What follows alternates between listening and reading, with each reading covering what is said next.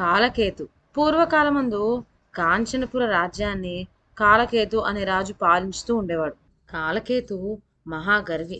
తనే సర్వశక్తుడని, తన్ను పుట్టించిన బ్రహ్మ కూడా తన జోలికి రాలేడని ఒక విధమైన దురాహంకారం అతన్ని పీడిస్తూ ఉండేది. ఈ డబ్బు ఎంతకాలం నిలిచేది కాదు, ఇది చూచుకొని ఎగిరెగిరి పడబోకుమా అంటూ అతను క్షేమం కోరిన వాళ్ళు చిలకకు చెప్పినట్లు చెప్తూ వచ్చారు.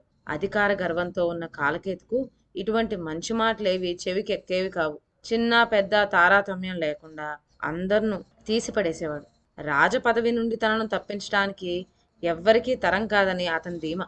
ఈ ధీమా వల్లనే అతనిలో చెప్పలేని అహంకారం చెలరేగుతూ వచ్చింది. ఇదిలా ఉండగా కాంచనపుర రాజ్యానికి ముఖ్య నగరంలో ప్రసిద్ధిగాంచిన ఒక దేవాలయం ఉన్నది. ఆ దేవాలయంలో ప్రతి ఏటా అతి వైభవంగా గొప్ప గొప్ప ఉత్సవాలు, సమారాధనలు జరుగుతూ ఉండేవి. తను సింహాసనం అధిష్ఠించిన తర్వాత కాలకేతు తొలిసారిగా ఆ దేవాలయంలో ఉత్సవం చూడటానికని మంత్రి సామంతులతో, వందిమాగదులతో, సమస్తమైన పరివారంతో బయలుదేరాడు.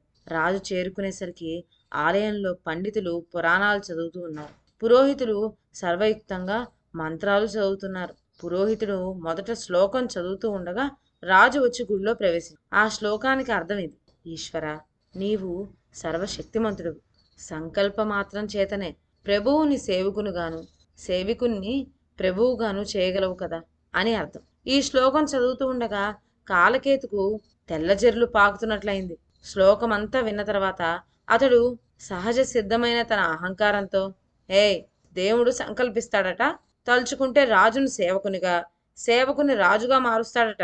వెర్రిబాగులు పండితులు, అర్థం లేని పిచ్చి శ్లోకాలు అనుకున్నాడు మనసులో నిరసన భావంతో. అలా మదన పడుతూ ఉండగానే ఏదో తెలియని మైకం కట్టి కాలకేతును వశపరుచుకుంది. ఆవులించి కన్నులు మూశాడు. ఆ మత్తు నుండి మెలకు వచ్చి లేచేసరికి చుట్టూ చీకటమయంగా ఉంది. తనతో వచ్చిన మంత్రి సామంతులు లేరు, వందిమాగదులు లేరు, పరివారమూ లేదు. మినుకు మినుకుమనే దీపకాంతి ఆయన సమీపంలో ఎక్కడా కానరాలేదు.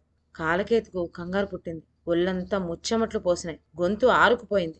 ఆ చీకట్లోనే తడుముకుంటూ పోయి ఎలాగో తలుపులుండే తావు తెలుసుకున్నాడు. దబదబా తలుపులు బాదుతూ, తలుపు తీయండోయ్, నేను రాజును, కాలకేతు మహారాజును, తలుపు తెరవండి అంటూ గుడి ప్రతిధ్వనించేలాగా గొంతు చించుకరిచాడు.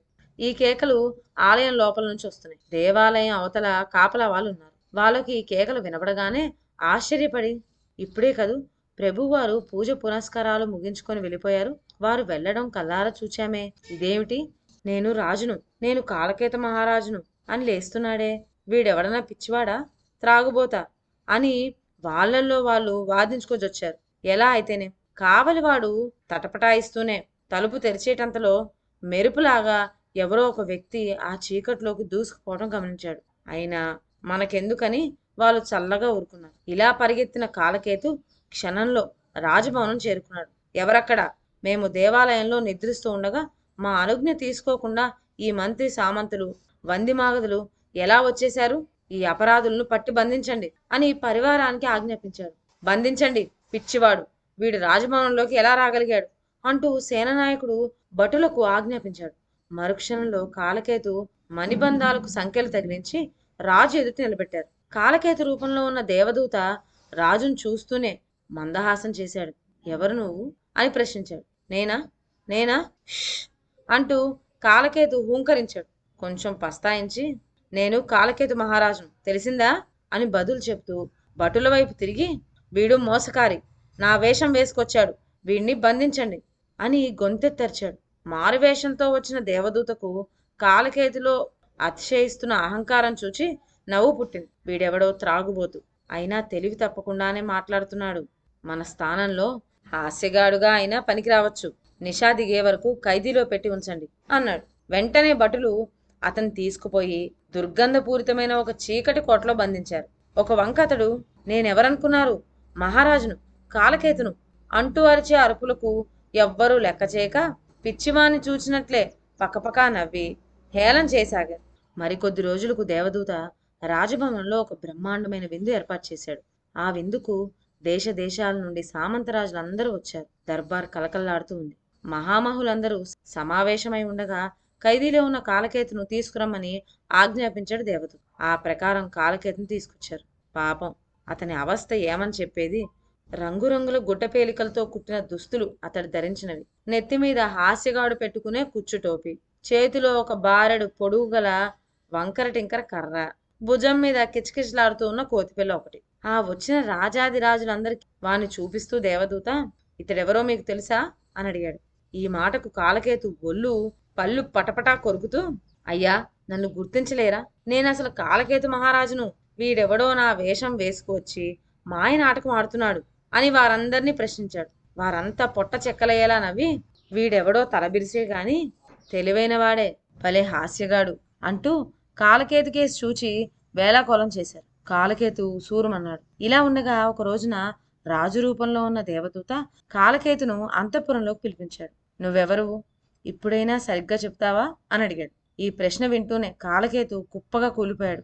కొంతసేపటికి తేరుకొని తెలివిలో పడి, నేనా మహారాజా, నేను పిచ్చివాణ్ణి, మానవ బలాన్ని దేవబలాన్ని కూడా ధిక్కరించిన మహాగర్విని, అహంకార పూరితుణ్ణి, బుద్ధిహీనుణ్ణి. దేవబలం లేక నా ప్రజలే నన్ను గుర్తించలేకపోయారని ఇప్పుడు తెలుసుకున్నాను. కళ్ళు తెరిచాను. నా గర్వం అణిగింది, అహంకారం నశించింది. దీనుణ్ణి, ప్రజలకు దాసుణ్ణి అని ఆవేశంతో కాలకేతు బోర్న ఏడసాగాడు. అప్పుడు దేవదూత తృప్తితో తల ఊపాడు. రెండు చేతులు ఎత్తి దీవిస్తూ, నీలో గర్వం అహంకారం నశించినాయి. నిజంగా ఇప్పుడు నీవు రాజువి, మహారాజువి, కాలకేతువి అన్నాడు. మరుక్షణంలో చూస్తామంటే దేవదూత మళ్ళీ కనిపించలేదు. కాలకేతు ధరించిన రంగు పేలికలన్నీ రాజోచితమైన దుస్తులుగా మారిపోయినాయి. నెత్తి మీద కుచ్చుటోపి కాంతులు వెదజల్లే నవరత్న ఖచ్చితమైన కిరీటంగా తయారైంది. కొద్ది రోజుల కల్లా మళ్ళీ కాలకేతు ఆ దేవాలయంలో ఇంకా గొప్పగా ఉత్సవాలు ఏర్పాటు చేశాడు.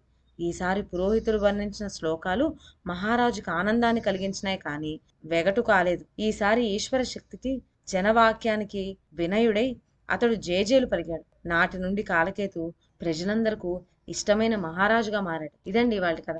మరొక మంచి కథతో నెక్స్ట్ వీడియోలో కలుద్దాం. అంతవరకు సెలవు.